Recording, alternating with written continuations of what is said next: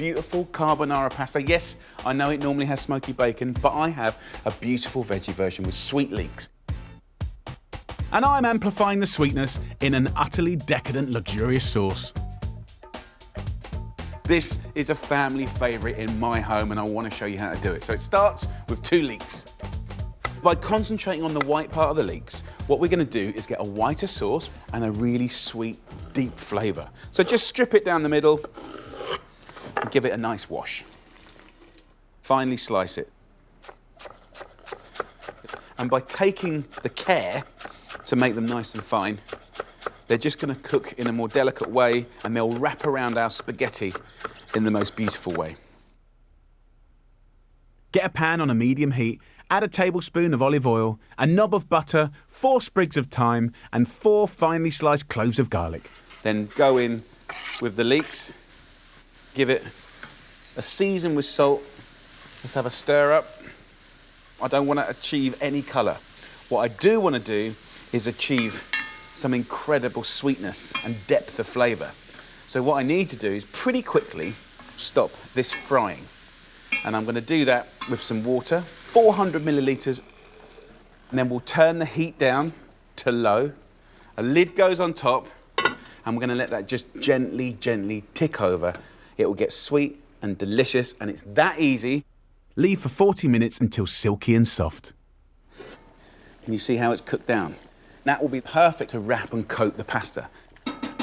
Now we're going to cook a bunch of spaghetti. Spaghetti, of course, is the classic pasta that goes with carbonara. We're going to salt this water, cook the pasta according to the packet instructions, 10 minutes here. So I need to do the egg part of the sauce. Traditionally, you'd use just the egg yolk, but I'm going to use the whole egg because I just don't want to waste it.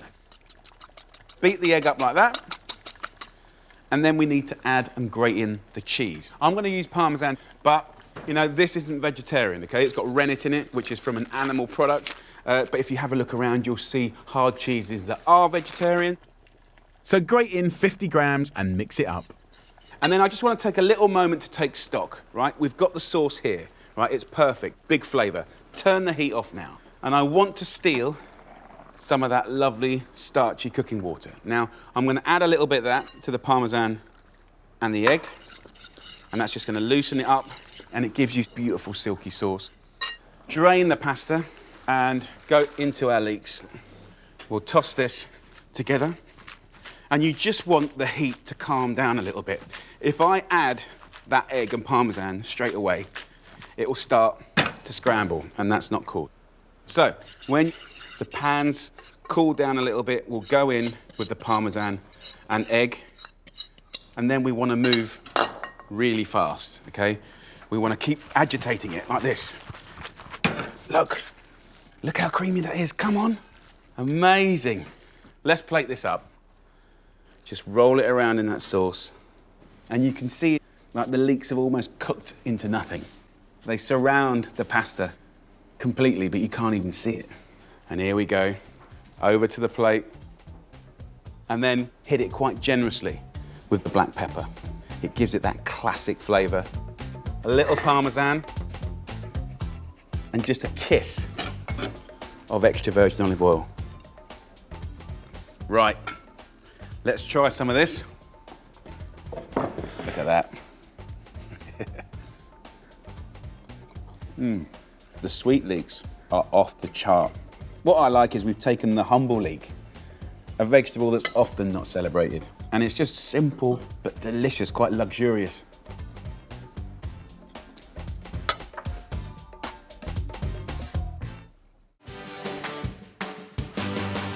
I'm going to make the most delicious, beautiful potato Dauphinoise. Creamy, oozy, cheesy, melt in your mouth. Absolutely gorgeous. Normally, like the Dauphinoise would take a couple of hours to cook, but the way I'm going to do it, the way I'm going to cheat it, it's going to be incredible and way quicker. First of all, I've got a kilo of nice Harris Piper potatoes. Instead of trying to slice it all by hand, use your food processor. That's what it's invented for. Not even doing any work. So, in a tray, I'm going to put the potatoes in here. Onions are going to go through as well. So, onions and potatoes, the base of the flavour. I need the kettle, put that on. And then we're gonna put a nice pinch of salt, some pepper. We're gonna use a little cream. I'm gonna use 3/4 of this pot. This is no longer a classic recipe now. This is just taking some of the accents of flavour. It's gonna cook quicker for busy people. I still want nice food though, you know? Little thyme from over here. It's a little snip of that. So I'm gonna whack this on the hob now. I'm gonna put a little bit of that boiling water in here, just enough to come about 1/4 of the way up, and I'm gonna put that on full whack. I'm gonna bring that to a boil. These potatoes are gonna cook on the hob, and then we use the oven to sort of get it gratinated and sort of golden and bubbly and delicious. So I'm gonna add a few key ingredients. Anchovies. You can put a bit of the oil in as well. That won't hurt. Just 2 or 3 anchovies. Just break them up with your hand. They'll melt into a nothingness, yeah? But it's like a saltiness, a seasy saltiness that just makes this dish beautiful. Also, garlic. Bang it in. Don't even bother peeling it. And squash that in. And what I want to do now is just put a little nutmeg. About 1/4 of a nutmeg goes in. And then just a little bit of Parmesan now. A little bit of Parmesan going like that. Now, I'm going to cover that now with tin foil. I'm going to turn the heat down. Let that just cook for about 6 minutes. I'm going to take this tin foil off of the potatoes here, put an extra bit of Parmesan on the top, and this is one of my favourite potato dishes. And then we'll get this straight in the oven, and that'll start gratinating and getting really gnarly and beautiful. So that goes straight in there. Let's go and have a look at the potatoes. This is the dish that would take so much time to do it traditionally. And look at that, beautiful, crispy on the top, soft and sort of numptious in the middle. It absolutely fills the Dauphinoise hole that I've always loved.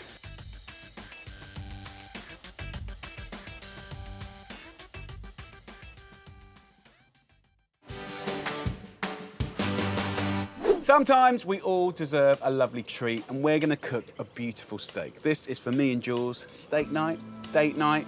I'm gonna make my version of a red chimichurri sauce, full of flavour, full of life. It takes your everyday steak to the next level.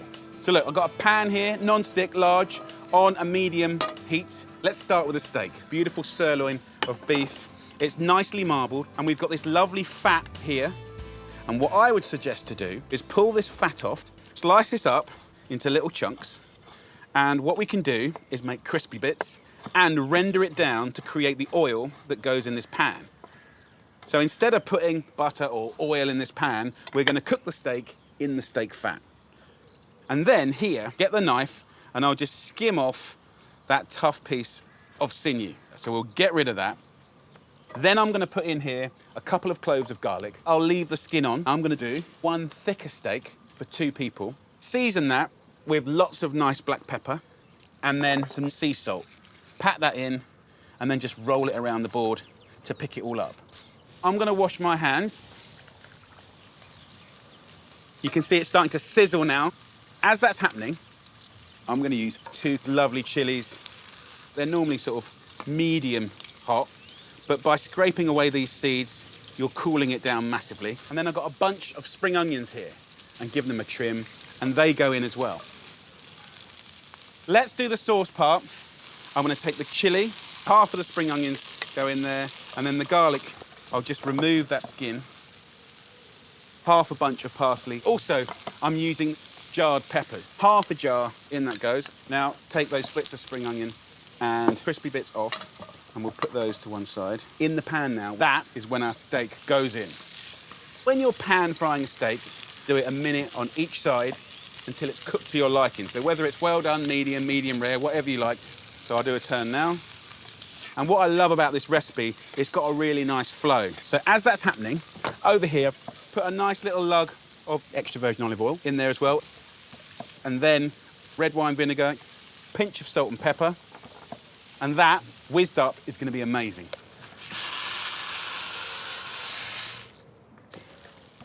The sauce is done. Let's keep turning the steak around. I reckon that's going to be about medium, medium rare. I'm going to place that on top of the spring onions to rest. So the sauce here, let me just try a bit. Wow. You've got heat, but very gentle. I'm going to take some of this sauce straight on there like that. 3 or 4 nice big spoons. The steak here, carve it about 1/2 centimetre thick, nice and blushing. That is exactly how my Jules likes it. Lovely spring onions. And then the crispy bits. Now to go with that, I've put in the oven a beautiful sweet potato. I'm just gonna smash it up with some parsley. Right, little taste before I serve it to my lovely, lovely girl. Look, we got the steak here. And that, with the sauce. And let's get a crispy bit. Come on, crispy bit, come over here. It's gonna be a thing of joy. It is so tender. Cooking the steak in its own fat makes it really, really delicious. That sauce takes your everyday steak to the next level. Right, let's serve it up to Jules. Right, lovely girl. What do you reckon? It's really nice. Very fresh. I like your dress. You look so pretty. You like it? Amazing. The steak's like butter. Buddy! Buds, don't ruin our romantic night.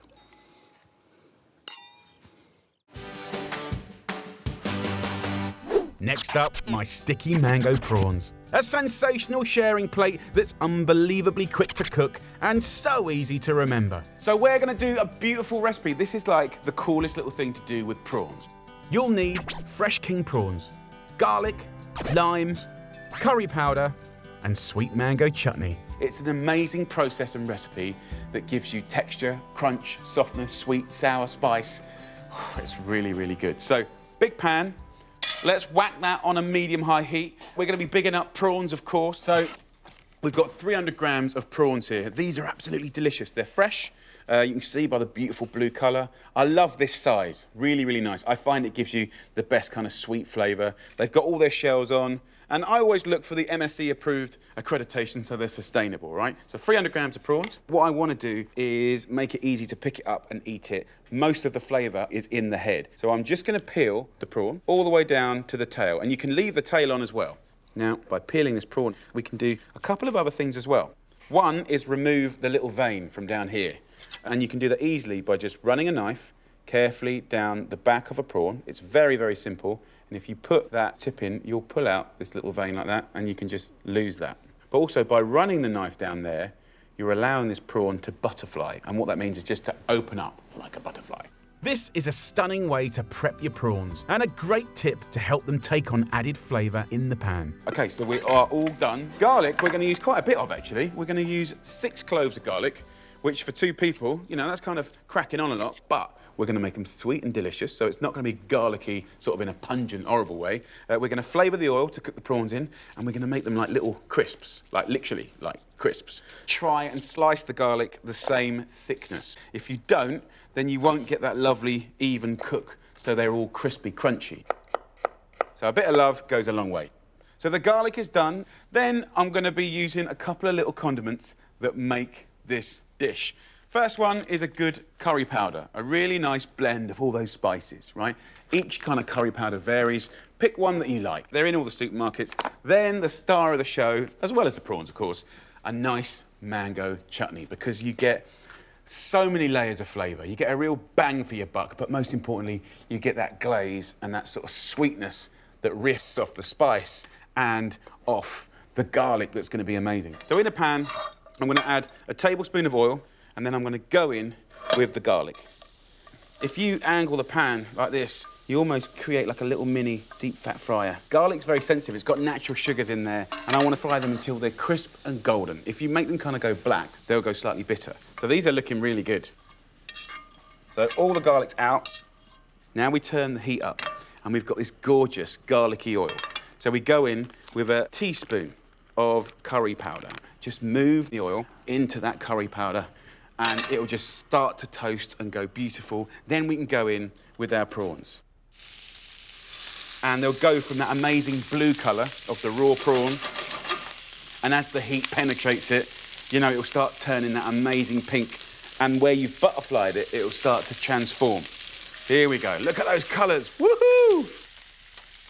So that garlic oil is infusing with the curry powder. And don't forget, we've got loads of flavour in those prawn heads. There, look, there. Oh, yes. And they're basically done now. You don't need to overcook prawns at all. We're going to go in with one nice big spoon of mango chutney. So now the mango's in there. This is kind of the sizzle time, right? It's gonna glaze it, it's gonna shine, and then onto the plate we go. Some of that lovely juice just in the middle.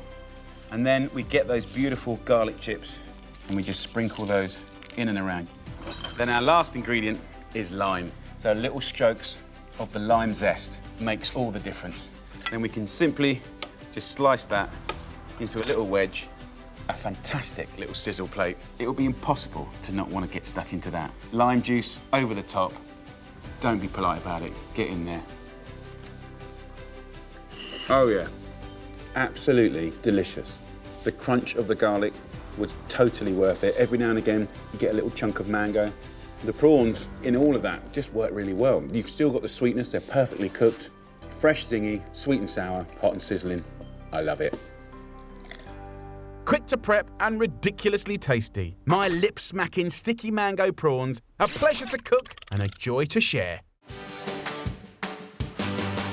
We're celebrating seafood. Have a little look at this. We've got prawns, we've got squid, we've got scallops. Absolutely delicious. It's a really quick, delicious pasta that I think you're gonna love. Now, the pasta we make every single day at James Italian, and this only takes a minute to cook, and that's fine because this sauce only takes a minute to cook. So I'm gonna whack this into the water. We're gonna season our water with salt. I've got a pan on the heat here, so I'm just gonna slice this scallop into 2 or 3, and we're gonna put that in at the very end. We've got the prawns here as well, and the squid. We'll just finely slice those as thin as you can, and they will cook nice and quick as well.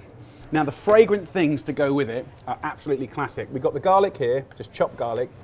We've got some anchovy. You won't even taste that. This is gonna be like an umami, like a seasoning. This will completely melt away and be delicious. Then, beautiful capers. I love capers, and they're fragrant and they're salty and they're delicious. And the hero for me of this dish is this amazing Calabrian chili sauce. So with a little white wine is all you need for a most amazing pasta. In the pan here, we're gonna hit that with a nice swig of olive oil. We're gonna put the prawns in first because they take a little longer to cook. So just fry those around, give them a little bit of color, and as they're sizzling, then go in with the garlic, and the smell just changes. Then go in with that amazing Calabrian chili. Look at the color, look at the change of the color. Whoa. Then go in with a good pinch of capers. So fragrant. 1 or 2 anchovies, and that'll just completely melt away. It's gonna be gorgeous. So as soon as you've tossed these prawns around for a second, we're gonna go in with some beautiful cherry tomatoes. Get 2 or 3, cut them in half, put them into the pan, and then we can go in with some squid. Squid doesn't take much time to cook at all. This pasta's pretty much nearly there. Then what I want to do is just put a little splash of some nice white wine in the pan. So as that just comes up to the boil, it's going to go really creamy. Look at that. See that creamy sauce? Beautiful. And then at this stage, we go in with the scallops and the pasta. And then you just basically want to just toss it, look at that. With that beautiful light sauce, and then we can just check the seasoning. We can add a little more olive oil, little chopped parsley. Look at that, look, look, look. Right, I'll plate this up. You can get this as a starter or as a main. Look at the colours. Try and get all those juices out of the pan. They're all delicious. The colour from the chilies is amazing. Squid, scallops, prawns, sweet cherry tomatoes, anchovy capers, chili garlic. There you go. Beautiful. First, my stupidly simple one-pan tikka chicken. The fastest roast there is. Sometimes you just need a dish that's so quick to prep, and then you just bang it in the oven while you get on with other stuff, and then fill the house up with the most gorgeous, gorgeous smells. You'll need free-range chicken, tikka paste, potatoes, fresh coriander, and cauliflower. It's very simple. We're going to hack up the spuds to 3-centimetre chunks. I'm going to leave the skin on, so they'll be really crispy on the outside and super fluffy on the inside. Literally just hack them up. Throw them into a tray. No parboiling, no other pans required. And it's kind of funny, isn't it, that concept of simple. You know, is it coming in and sort of like pounding out a dish in 20 minutes? Or is it just bang a few things together in minutes and let the oven do the work? And I think, you know, you need both, right? Depending on what you want to cook. But I love this kind of thing on a Friday because I've always got stuff to do, you know, but you can have that lovely hour and 20 minutes while you just get on with stuff. So spuds are in. This really is quick and easy cooking. In well under 10 minutes, you can have a whole meal prepped and in the oven. Then the collie. Collie's great, and certainly when it's spiced with Indian spices. So I'm just going to take the florets off, just break them up into potato-sized pieces. That's the bit we normally use, but we're also going to celebrate the leaves and the stalk. We're just going to chop up, similar-ish size to the potatoes, and get it in there. And the stalk. Don't waste anything, it's all good. So, in we go. Next up, coriander. To ramp up the flavour, use stalks and all. Slice all the way up there until you run out of stalks, like right now, and you end up with these beautiful leaves. Just put the leaves in a little bowl of cold water. If you can put ice in there, even better. But that will keep them really fresh until you sprinkle it over when this is finished. Beautiful. These go over here. Pretty much this is done now. To finish the veg, just season with olive oil, red wine vinegar, salt and pepper. So let's get our chicken like that. And let's get our tikka paste. Now, this is not a sauce, this is a paste, okay? And these Indian spice pastes are brilliant. So, you know, this has got about 11 ingredients in it, and it's all done for you. So 2 heaped tablespoons of tikka paste. But of course, you could use any paste you like. You can like mix it up. If you've got a particular curry like Rogan Josh or, you know, korma, use that, it's all good. Making your own curry paste is a joy, but if you're pushed for time, the ready-made stuff delivers on flavour fast. Then hands, chicken, rub up, massage in all the cracks. And just the residual paste on your hand is enough to kiss the spuds and the cauliflower. It's that simple. It is done. Let's have a hand wash. I've got my oven preheated, 180 degrees Celsius or 350 Fahrenheit. And here goes the magic little tip. I'm going to put in the tray underneath and then put the chicken directly over the top. So it's going to rain spiced chicken juice all over the potatoes and collie. It's going to be amazing. With this nifty method, the chicken juices create an instant, intense, spicy sauce. So you won't need to bother making a time-consuming gravy. OK, let's have a little look. It's so exciting. OK, just over an hour this has had, and it's such a great, great technique. Come on, let's pull it out.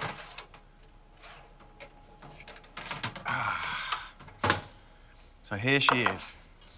Get your little scraper, and there'll be crispy bits. And if you think about it, all the kind of goodness that would have gone into making a traditional gravy has now rained on your cauliflower and your potatoes. I've got the coriander that's in the cold water. You know, it's the twist on the classic roast chicken. It's so beautiful. Just pull it off the bone. And also notice, it's still full of juice. See that juice? Beautiful.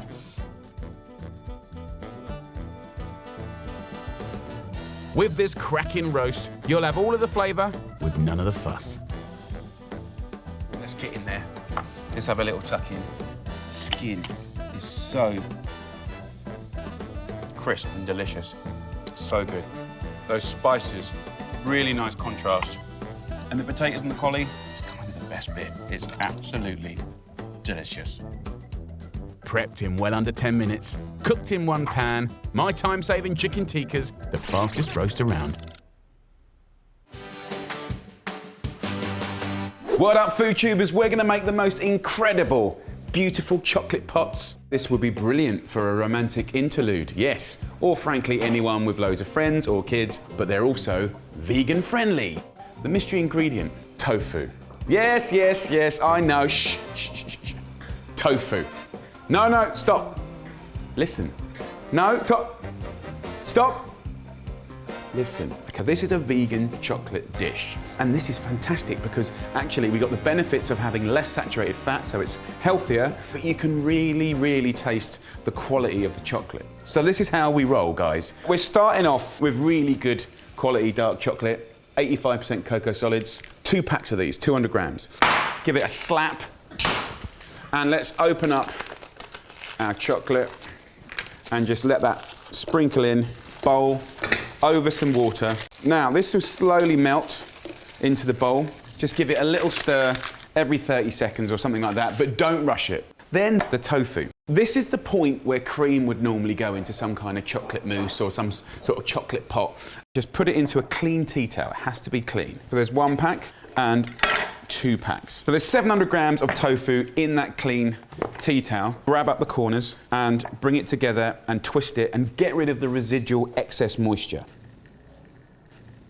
Go into a food processor, throw in all of the tofu, just like that. Just the zest of 1 lime. Try and use one of these microplanes or fine graters. Don't use the coarse ones. It's got to be just the green skin here.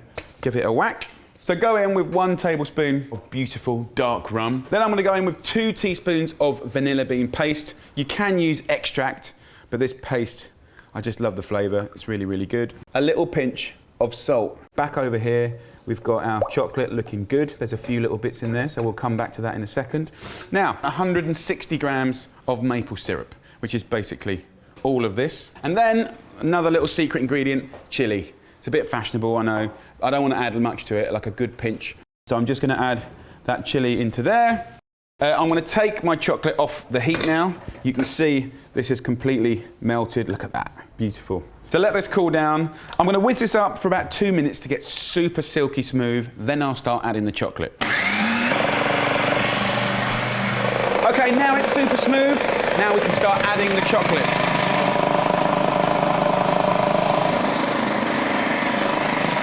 Okay, so let's have a little look in here. I mean, look at that. I mean, it is chocolate heaven. You know, it's totally convincing. I know you weren't convinced by the tofu at the beginning, but let me just go over the logic just one last time. Look, I'm all into cream. It's delicious, it's rich. You can put air bubbles into it. But if it's the really good chocolate, which we want to celebrate, you know, having it simpler and cleaner, you can really taste it. Let's have a little taste. Oh, really, really good. So it's time to think about serving it. Over here, I've got some glasses, little espresso cups are super cute. This is enough for about 8 little chocolate pots. So I'm just gonna edge it out. And this is a chocolate pot, so we don't want loads. If you wanna put it into something and shake it flat, you can, but I quite like seeing the ripples because you see just how silky it is then. 3 of my favorite things on the planet: maple syrup, dark rum, and chocolate. We can have real fun with this. You could take a little cantucci biscuit, you know, with little pistachios in it and smash it up. Beautiful. You could take an amaretti biscuit and smash that up. Take your favorite hobnob or biscuit or whatever gets you going and bash that up. Even some nice nuts. So anything that's going to complement the lovely chocolate experience. So I'm just going to take some nice little ginger nuts, just bash these up to a nice fine powder. Something crunchy is going to be amazing. And just put a spoon like this. You could just shave a bit of extra chocolate on the top. You can also just get an everyday grater and do exactly the same. Pistachios. So I would take these nuts now and just put them on top of one. So there you go, guys. Beautiful vegan chocolate pots. I hope you love it. Give it a go. If you like it, please give us a thumbs up. What would you do with this? What would you do if you were making this to kind of make it funked up and great for you? Let us know because we love hearing your comments. Until next time, take care. Bye, guys. Time for my frozen Banoffee cheesecake. 2 family favourites combined into one super cool, quick and easy treat. Let's have some fun. Frozen Banoffee cheesecake. Yes, you know that sounds good.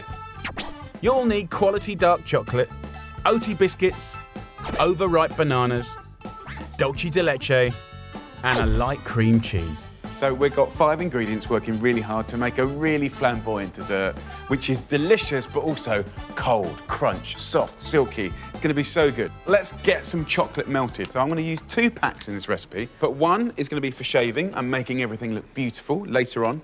And then the other one, I only need 50 grams of this. I've got a pan with about 1 inch of water, just on a very light simmer, heat-proof bowl on top. So just crack it into the bowl. So while that's just melting, I've got 300 grams of OT biscuits. So nice quality OT biscuits in the machine like this. Rattle it up until nice and fine. Super easy. You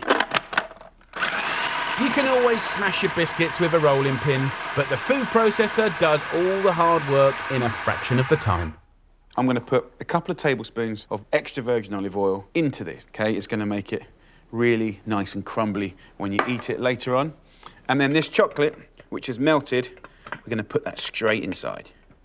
And then we're gonna give it a really good whiz up, and it's gonna be delicious. While the biscuit base comes together, oil a 20cm spring-form tin and line it with greaseproof paper.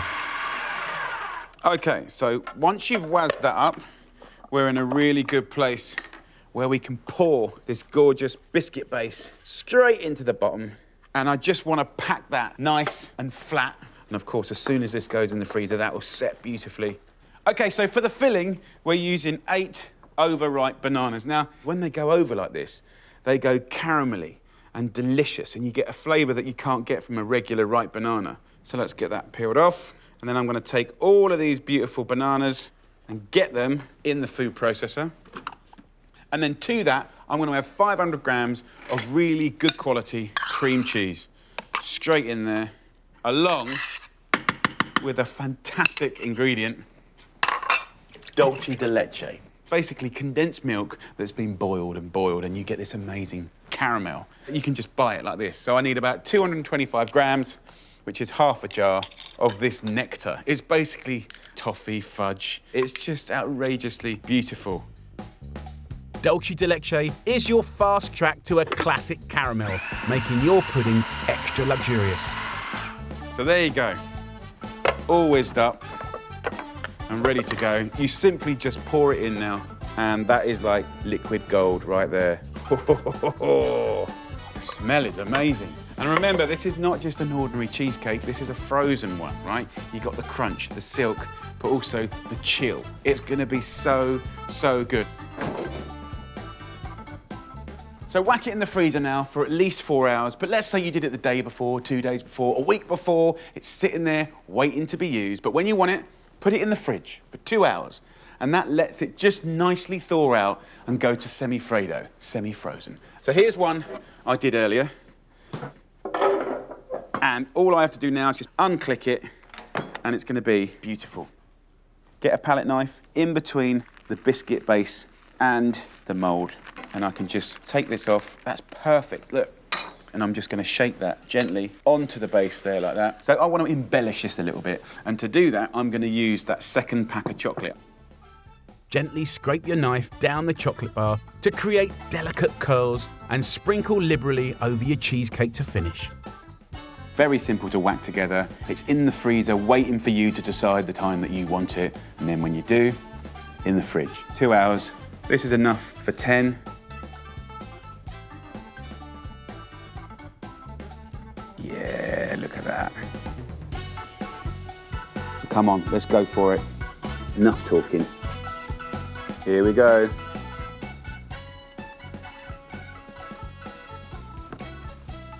If you did a survey of 1 million people, I'd be amazed if most of them didn't love that. Chocolate, biscuit, caramelly banana, that lovely fudge. Absolutely delicious. A big hitting dessert that's effortlessly easy. Trust me, this super cool treat is gonna be an all-new family favourite. I've got a gorgeous, dense chocolate mousse served with a little bit of fruit. Put about 1 inch or so of water in a pan. I've got it on a medium heat, and I want to melt this chocolate. So get yourself some sort of 70% cocoa solid chocolate in the pack. Give it a little slap. That's going to smash it up. OK, so I need 3 bowls for this mousse. I've got one bowl going onto the simmering water here. Don't let the bowl touch the water, okay? That's going to gently heat up and melt our chocolate. So I'm going to put our chocolate straight into there. That's 200 grams of chocolate, okay? Then I'm going to put a tiny pinch of salt into there. And if you think that's weird, it actually seasons the chocolate and helps it get chocolatier. Then I need a knob of butter. Then get yourself some double cream. 300 mils is what we're looking for. Now, you can use vanilla extract or use some of this vanilla paste, which I'm loving at the moment. About a teaspoon goes in. About 2 heaped tablespoons of sugar goes in. The cream hardly needs anything, just angle a bowl and just whisk it. You can see literally from 25 seconds of whisking, it's already doubled its thickness. Critically important that you don't really take it much more than that. It's still coming off of a spoon. I need 2 lovely free-range large eggs. I'm just going to crack my egg on the side. The old classic of half it and bounce the yolk backwards and forwards, and then put the yolk in with the cream. That makes it silky and even richer. The chocolate is basically done. That comes now off the heat. And then all we've got to do now is whisk up this egg whites here. 2 egg whites, takes no time at all. See? OK, so I've got my egg whites. I know that it's whipped very quickly because it's sitting above my head. We now put our chocolate into our beautiful cream. OK, so get rid of the whisk. Now we go into spatula. If there's a favourite booze that you like with chocolate, just put like a capful. OK, egg whites go in, and then I'm just going to slowly fold these egg whites in. There you go. So, this goes in the fridge, all done.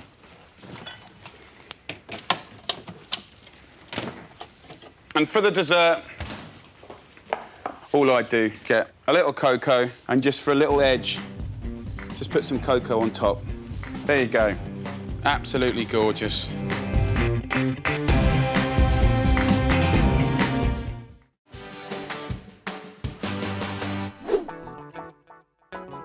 We're going to make the most incredible chocolate brownie. Yes! Who doesn't love a beautiful, delicious chocolate brownie? I want to show you a perfect one. No flavouring, no nuts, no fruit, just chocolate, chocolate, chocolate. It's going to be crisp, and it's going to puff up, and then it's going to crack. It's going to be gooey in the middle. It's going to blow your mind. First up, chocolate. Come and have a little look at this. This is beautiful, 70% cocoa solid chocolate. 70% means the amount of cocoa solids in the chocolate. It will taste a little bit bitter when you eat it like this, right? But when you mix it with butter and sugar and all the other ingredients, it's gonna be amazing. So 250 grams of chocolate goes in a bowl. I've got a pan simmering very gently. Put that over the top. Then I've got 250 grams of butter. Try and get the best one you can, because the best butter, the best chocolate makes the best brownie. So if you're going to make brownie, it's a wonderful treat. But if you're going to do it properly. Do it really, really well. Dice up the butter and get it into the bowl. And just very gently, we want to melt that down. Gently, gently. Next up, the sugar and the eggs. 4 eggs into a bowl. Lovely free-range organic eggs is going to give you a better product. 250 grams of golden caster sugar. And whisk up the eggs and the sugar until the sugar's fully dissolved. As you beat it, it goes pale, fluffy and light, and that will be your texture, and it will also give you the crispiest little topping for your brownie. And if you want the recipe for this, just click the link, go over to jamieoliver.com. I've got this recipe and thousands of others. Go and fill your boots. And then it comes to the flour part. 2 heaped tablespoons of self-raising flour. By using the little sieve, you're allowing the flour to be as light and as delicate as it can be. 2 heaped tablespoons of quality cocoa powder. Use the whisk now, fold it, don't beat it. If I just sit there and beat it, then we lose all the air that we've put into the eggs. The chocolate is almost done. And a lovely little tip, right? Just get a pinch of salt and season your chocolate. It sounds weird, but it makes all the difference. It opens up your taste buds. It allows you to taste the full flavour of the chocolate, and it genuinely really does make a difference. I got given that tip like 25 years ago from this incredible French chocolatier, and I've always done it since, and it works. And then we're going to go in with every last bit of it. Look at that, look at the colour, look at the shine. Back to the folding. Have a look at that. We've still got air in there. And of course, at this point, you can lick the whisk. It's filthy, but who wouldn't? I've got myself a lovely cake mould, and then we're going to go in with that amazing brownie. Every last bit of it. Move it around, get it into the corners, and look at that, chocolate heaven. Now I'm going to put this in an oven, on fan, at 180 degrees Celsius, which is 350 Fahrenheit, and close the door gently, and that's going to be amazing. It will take about half an hour to cook, but I will show you exactly what I'm looking for the perfect brownie, because it looks like you've got to slightly undercook it, but you've got to have the faith. Trust me. Look at that. That's just under 30 minutes. And you can see it's puffed up, right? It's gone really crisp on the outside. And if you just shake it, can you see that wobble, right? So I do want it cooked on the outside. I want it slightly under in the middle. And I just want to let that cool down for about 15 minutes before you even think about eating it. Hold yourself back. Don't go in. Let it cool down, and then you're going to get more flavour and you're going to get more texture. It's going to be amazing. Let's get into there. Let's have a look at the texture. I love the way that when you cut through it, look, that's what you want. Ooziness. You can see that the top is almost sharding. It's cracking. Oh. Guys, come and see that. Yes. So this is what I want for you, right?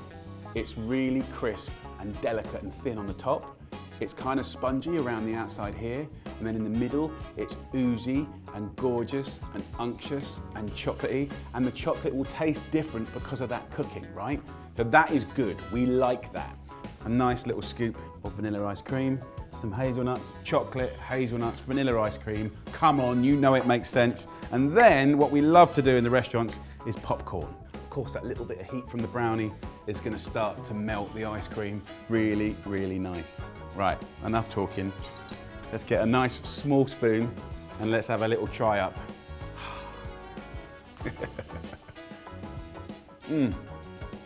That is a very agreeable brownie. It's really good. Guys, go on. That's what you got to do this weekend or today, and enjoy. Take care.